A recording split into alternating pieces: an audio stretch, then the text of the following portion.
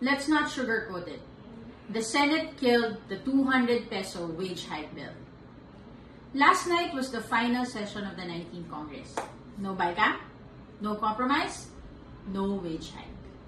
And the reason is simple. Ayaw ng Senado makipag-usap. Ang gusto nila, tanggapin na lang ng tao ang 100 pesos nila. Bakit? Bakit binabarya ng Senado ang mga manggagawa? Tumaas ang kilay ng mga BICAM conferees namin nung tanungin kung ano nangyari. They were ready to sit down.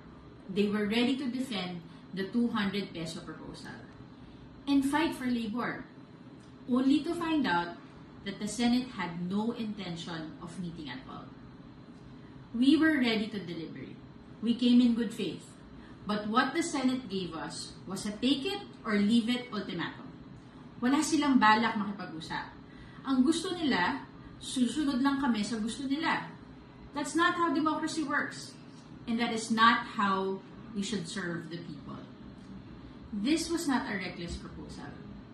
It was a responsible, well-considered measure. But instead of a dialogue, ang binalik sa amin ay tahimik na pagtanggi at pagmamadali. The people deserve accountability. Hindi ito pagkukulang ng Kamara. Ginawa namin ang aming trabaho. Pero ang Senado, iniwan sa ere ang manggagawa.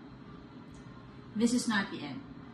Hindi barya ang kailangan ng mga manggagawa.